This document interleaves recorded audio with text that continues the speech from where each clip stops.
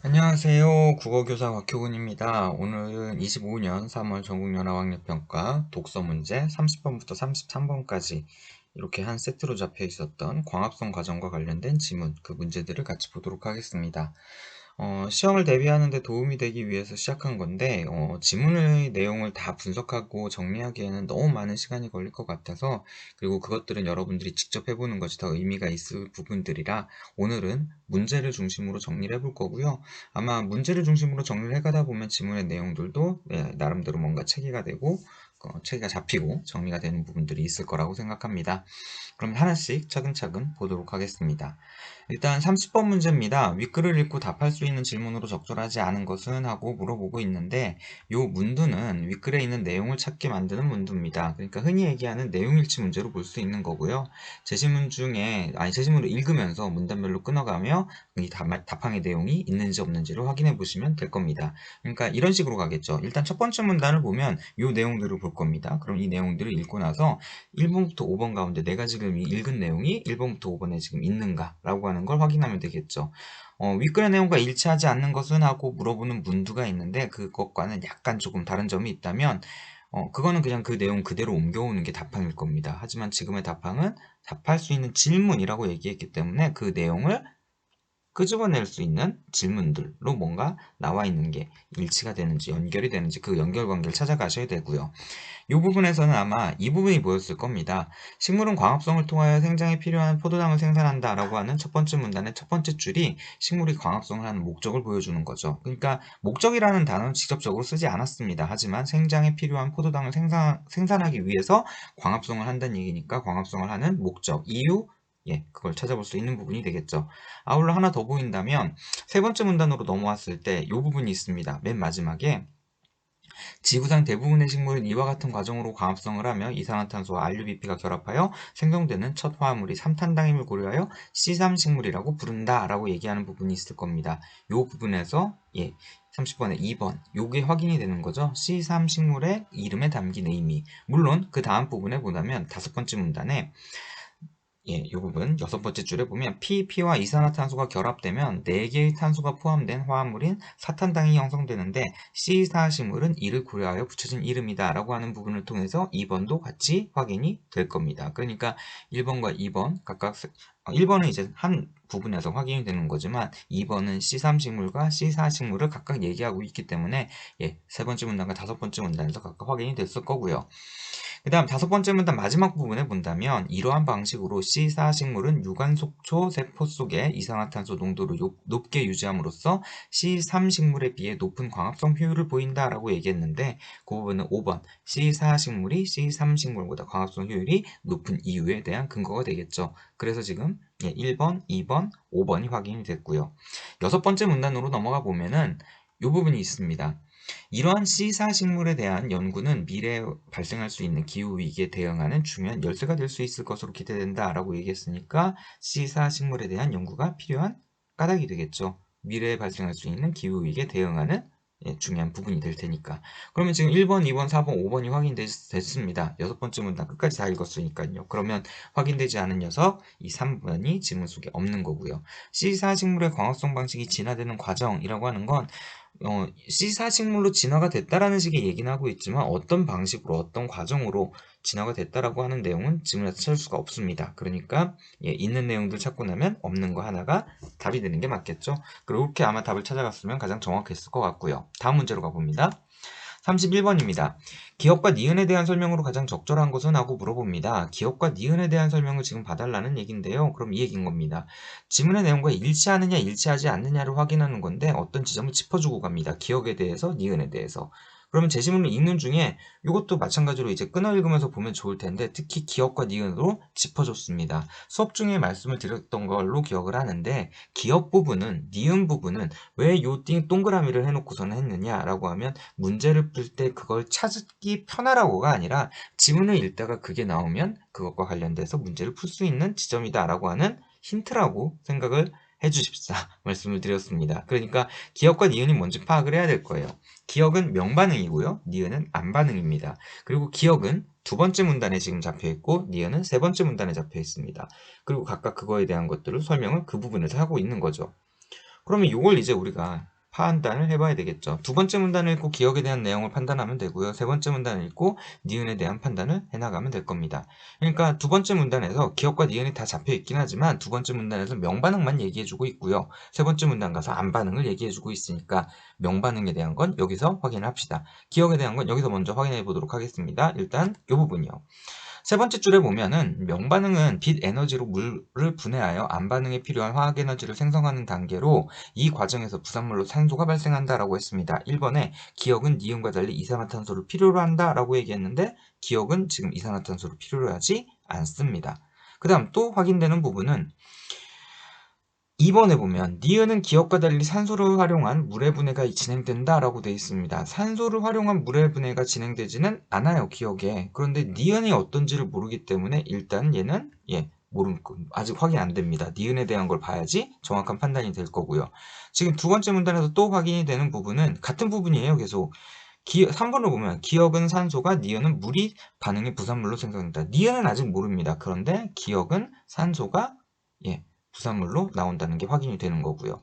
그리고 두 번째 문단에서 여기 명반응으로 발생하는 화학에너지는 빛의 세기가 강할수록 많이 생성되는데 일정 수준 이상으로 빛의 세기가 강해져도 생산량이 더 증가하지는 않는다라고 했습니다. 그러니까 기억과 니은은 몰라요. 그런데 기억은 빛의 세기가 강해질수록 반응이 활성화된다라고 얘기했던 부분이 어느 정도 맞는 거죠.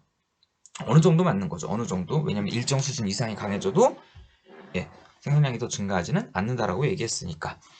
자, 다음 부분 볼까요? 이 부분을 보면 지금 두 번째 문단 전체를 봤을 때요. 기억은 물을 재생하는 반응이라고 하는 얘기가 언급이 없습니다. 물을 재생한다는 얘기 자체가 없어요. 그래서 4번은 틀린 부분으로 볼 수 있는 부분이 이미 확인이 된 거고요. 다음 세 번째 문단 갑니다. 세 번째 문단의 첫 번째 줄을 보면 안반응은 명반응에서 생성된 화학에너지와 기공을 통해 흡수한 이산화탄소를 이용하여 포도당을 생성하고 부산물로 물이 생기는 단계이다 라고 했는데 1번에 기억은 니은과 달리 이산화탄소를 필요로 한다 라고 얘기했는데 이것도 틀린 거죠. 지금 보니까 이산화탄소를 필요로 하는 게 오히려 니은이었습니다. 그 다음 또 다음 부분을 본다면 여기를 볼까요? 지금 이 부분을 보면 안반응은 명반응에서 방금 읽었던 그 부분이거든요. 근데 지금 여기서 왜 2번을 본다면 니은은 산소를 활용한 물의 분해가 진행된다 라고 얘기했습니다. 그러니까 기억과 달리라고 하는 건 기억은 그거 아니었으니까 기억과 달리라고 해서 니은이 맞으면 되는데 니은도 지금 안 맞아요. 산소를 활용해서 물의 분해가 아니잖아요, 안반응이. 그래서 이것도 확인이 가능할 거고요. 자, 다음 부분을 본다면 어디를 보느냐? 여기를 봅니다. 같은 부분이에요, 또. 왜냐면 부산물에 대한 얘기가 3번에 나왔거든요. 그런데 부산물로 물이 생기는 단계이다 라고 했습니다. 니은은 물이 반응해 부산물로 생성된다. 그러니까 답이 3번이었던 거고요. 다른 부분을 본다면 여기 위에서부터 다섯 번째 줄을 보면 이 결합으로 4개의 탄소가 결합한 삼탄당이 형성되고 삼탄당은 화학적 변환 과정을 거쳐 포도당을 생성하며 포도당 생성에 쓰이고 남은 화합물은 RUBP로 재생되어 이산화탄소가 결합되는 과정이 다시 진행된다 라고 했으니까 니은은 RUBP를 재생하는 반응이 일어나는 게 맞는 거죠. 이게 맞는 겁니다. 그 다음 5번에 있는 내용들은 확인이 안 되죠. 그러니까 니은에선 안반응에선 빛의 세기가 강해질수록 반응이 활성화된다라는 얘기 자체가 없어요. 그래서 5번도 확인이 가능하니까 답은 31번에 3번으로 확인이 될 겁니다. 넘어가 볼까요? 자, 32번입니다. 디귿의 원인을 추론한 내용으로 가장 적절한 것은? 하고 물어봤습니다. 일단 얘기할 건 추론이라고 하는 말을 지금 문두에서 쓰고 있는데 추론이라고 하는 말은 미루어 생각하여 노남이란 얘기입니다. 그런데 시험을 보는 40만 명이 한꺼번에 이렇게 추론을 한다면 사람마다 생각이 다 다르겠죠. 그래서 우리는 추론이라고 써놓고 확인이라고 읽으시면 좋겠습니다. 그러니까 이 문제는 확인하는 문제입니다. 디귿의 원인이 무엇인지를 우리는 확인하는 겁니다. 그때 필요한 내용은 이런 겁니다. 이 디귿의 원인을 지금 우리가 추론해서 1번부터 5번 중에 찾아야 되니까 1번부터 5번은 원인에 해당이 되겠죠. 그러면 이 관계로 봤을 때 디귿은 1번부터 5번의 결과에 해당이 될 겁니다. 이해 가실까요? 자, 지금 논리적인 관계를 가는 겁니다.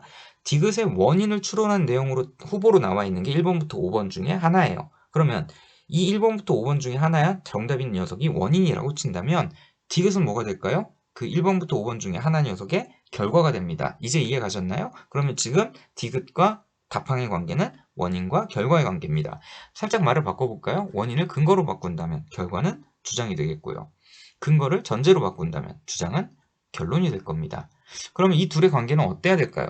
원인과 근거, 전제와 그리고 결론과 주장과 결과의 관계는 요 얘기를 갖고 선생님이 수업에 자주 얘기하는 건 그겁니다. 차은우가 잘생겼다는 주장을 할 때는 근거는 뭐여야 될까? 차은우의 발 모양이면 될까요? 아니면 차은우의 손 모양이면 될까요?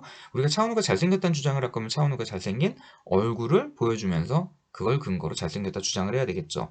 내일 비가 온다라고 주장을 할 겁니다. 그럼 내일 비가 온다라고 하는 근거를 가져와야 되겠죠. 그 근거의 내용이 내일 가뭄입니다. 내일 비가 안 내려요 라는 근거를 가지고 주장을 하고 있다면 그 주장을 뒷받침하는 근거가 안 되겠죠. 따라서 주장과 근거의 관계는 서로 어때야 되느냐? 일치하는 내용이어야 합니다. 자, 이렇게 된다면 이 문제를 풀어가는데 좀 더 쉬워질 겁니다. 디귿의 원인을 추론한 내용이라고 얘기했지만 디귿의 원인을 확인하는 거고요. 디귿의 원인이라는 얘기는 결국엔 디귿의 내용과 일치하는 내용을 찾아야 된다는 거죠. 그러면 우리는 디귿의 내용과 일치하는 내용의 답안을 찾아야 됩니다. 디귿의 내용을 한번 보도록 하죠. 디귿은 이렇습니다. C3식물은 기온이 높거나 건조할 때 광합성의 효율이 저하되는 한계가 있다라고 얘기했는데 이게 네 번째 문단 첫 부분에 해당이 됩니다. 왜 이 얘기를 하냐면 선생님이 수업 시간에도 했던 얘기인데요. 비문학 지문으로 나와 있는 지문들은 일반적으로 우리가 알고 있는 작문의 원리를 아주 잘 구현하고 있는 글들입니다. 그러면 한 문단에서 각각의 얘기들이 완결이 되고요. 다른 문단으로 넘어갈 때는 다른 얘기들로 갈 겁니다. 그러면 각 문단의 첫 번째 부분, 앞부분에 있는 내용들은 우리가 일반적으로 생각했을 때 논리적인 구조상 중요한 얘기를, 그러니까 중심 문장을 앞에 두고 있을 가능성이 많아요. 논리적인 구조라고 했을 때 물론 근거들을 먼저 얘기하고 그 다음 결과를 결론을 얘기할 수도 있겠죠. 주장을 얘기할 수도 있겠지만 우리가 논리적인 글이다 라고 했을 때는 일반적일 땐 두 가지씩, 그러니까 중요한 걸 먼저 얘기하고 그것에 대해서 상세한 내용을 뒤에 풀어주는 것이 일반적인 논리 구조라고 본다면 여기도 마찬가지입니다. 지금 이 디귿의 내용을 누가 풀어주게 될 거냐면 디귿 뒤에 있는 내용들이 풀어줘요. 자, 분명히 이런 한계가 있다라고 얘기해놓고 기온이 높거나 날씨가 건조할 때 기공을 열면 체내 수분이 지나치게 배출되므로 식물은 기공을 열지 않는다라고 얘기했습니다. 그러니까 광합성 효율이 저하되는 한계가 있다라고 했는데 거기에 중요한 걸로 지금 나온 게 기공을 열지 않는 이유래요. 기공을 열지 않는답니다. 기온이 높거나 건조할 때. 자, 그런데 디귿 앞에 그런데라고 얘기를 했어요. 그러면 이 그런데라고 하는 건 앞에 문단이랑 연결이 있다는 걸 보여주는 거겠죠. 물론 이 그런데가 여러분들이 흔히 생각할 때는 앞에 있는 얘기와 다른 얘기를 할 때 그런데라고 하겠지만 이건 전환이에요. 앞에 있는 얘기가 뭔가 있었을 때 그것과 다른 측면을 갖고 얘기할 때, 그러니까 역접은 아니에요. 앞에 있는 얘기가 맞아. 그런데 뒤에 얘기는 그것과 반대되고 틀리다고 얘기하는 거. 이렇게 하는 게 아니라 앞에 있는 얘기도 맞아. 그런데 다른 부분으로 플러스 생각할 게 더 있어 라고 얘기할 때 뭐 영어로 따지면 by the way 이런 식인 거죠. 뭔가 더 붙여주는. 그러면 앞에 문단과도 같이 관계를 좀 봐야 될 겁니다. 세 번째 문단을 봤을 때요. 기공을 연다. 지금 뭐 C3식물이 광합성의 기공 뭐 이런 얘기를 하고 있는데 여기에서 우리가 놓치지 말았어야 될 게 있는데 뭐냐면 세 번째 문단 암반응에 대한 얘기예요. 그런데 이런 얘기가 나옵니다. 암반응은 명반응에서 생성된 화학 에너지와 기공을 통해 흡수한 이산화탄소를 이용하여 포도당을 생성하고 부산물로 물이 생기는 단계이다 라고 얘기했습니다. 이해가시나요? 지금 이 부분에서 기공을 열지 않는다라고 얘기했는데 이 기공은 포도당을 생성하기 위해서 이산화탄소를 흡수하는 공간이 기공인 거죠. 그러면 이 기공을 열지 않는다라고 하는 얘기는 무슨 얘기가 될까요? 예, 이산화탄소 흡수하지 않는다. 그런데 저기 보면 이러한 순환 과정을 켈빈 회로라고 하는데 켈빈 회로로 포도당이 생성되려면 일정 수준 이상의 이산화탄소 농도, 적정한 온도 등 환경이 갖추어져야 한다. 그러니까 이 얘기가 되겠죠. 포도당 생성을 위해 일정 수준 이상의 이산화탄소 농도가 필요한데 그럼 이 이산화탄소는 기공을 통해서 우리가 흡수하게 되는데 이 기공이 기온이 높거나 건조할 때 열리지가 않는다는 얘기인 거죠. 그러면 C3식물이 왜 기온이 높거나 건조할 때 광합성의 효율이 저하되는 한계가 나오는지 1번부터 5번까지 보면 같은 얘기하는 거 찾으면 되겠죠. 자, 다시 한번 포도당 생성을 위해서 일정한 농도의 이산화탄소가 필요한데 이 이산화탄소는 기공을 통해서 흡수합니다. 하지만 C3식물은 기온이 높거나 건조할 때 기공을 열지 않는다라고 얘기합니다. 자, 그럼 답이 될 수 있는 것이 보일까요? 예, 답이 5번인 거죠. 켈빈 회로에 사용될 수 있는 이산화탄소의 양이 줄어들기 때문입니다. 요 부분을 가지고 선생님이 방과후 수업을 하는 친구들한테는 그 얘기를 해요. 한 부분에, 그러니까 디귿으로 잡혀 있는 그 부분에요, 누적돼 있는 설명이 있는 겁니다. 요거는 수업 시간에도 아마 많이 틀렸던 문제로 얘기할 때 33번이 30번이 아니었던가 20번이었던가 아마 그럴 겁니다. 그거 얘기하면서도 한계 효용 체감의 법칙에 대해서 나와 있는데, 그럼 한계 효용 체감의 법칙이 뭐지? 한계 효용은 뭐지? 효용은 뭐지? 이것들을 다 알아야 한계 효용 체감의 법칙이 무엇인지를 알고 그게 보기에 적용되지 않는 개념이구나 라고 하는 걸 우리가 판단할 수 있다라고 얘기했는데, 여기도 마찬가지입니다. 지금 디귿이라고 하는 그 문장 안에 들어가 있는 내용들을 제대로 알려면 기공과 이산화탄소와 포도당 생성, 요 세 요소 간의 어떤 관계들을 알아야 요 내용들이 확인이 될 수 있다는 거죠. 가장 적절한 거를 찾으라고 했습니다. 디귿과 관련해서. 그러면 디귿의 내용을 제대로 분석을 했을 때 가장 적절한 녀석이 한 녀석으로, 지금처럼 1번부터 5번 중에 봤을 때 내용만 명확히 알고 있다면 한 녀석이 내가 답이에요 라고 하는 것들을 이렇게 드러나는 모습들이 더 보일 겁니다. 이런 연습들을 좀 더 해보시면 좋을 것 같고요. 아까 얘기했던 대로 디귿의 원인, 근거, 디귿의 전제, 이유, 이 말들과 디귿의 관계들을 생각을 해보신다면 일치관계로서 문제를 쉽게 좀 풀어나가는 힌트가 되리라 생각합니다. 다음 문제 가보죠. 33번입니다. 보기는 C3식물과 C4식물의 광합성 과정을 나타낸 것이다. A부터 C에 대한 설명으로 적절하지 않은 것은 하고 물어봤습니다. 이 문제가 여러분들이 지금 풀었던 3월 전국연합에서 세 번째로 많이 틀린 문제, 두 번째랑 이제 두 번째로 많이 틀렸던 문제랑 확률은 비슷하지만, 정답률은 비슷하지만 일단은 세 번째로 잡혀있는 문제긴 했는데, 수업 시간에도 얘기는 했지만 여기 지금 그림이 나온다면 이 그림에 너무 겁먹지 말라고 말씀을 드렸습니다. 여기 지금 힌트를 주고 있는 거예요. 출제자는 보기의 자료는 C3식물의 광합성 과정과 C4식물의 광합성 과정을 도식화한 것이다. 도식화했다는 얘기는 결국에는 요건 내용을 정리했다는 거고요. C3식물에 대한 내용은 두 번째 문단부터 네 번째 문단까지, 그리고 C4식물에 대한 얘기는 다섯 번째 문단에서 설명하고 있습니다.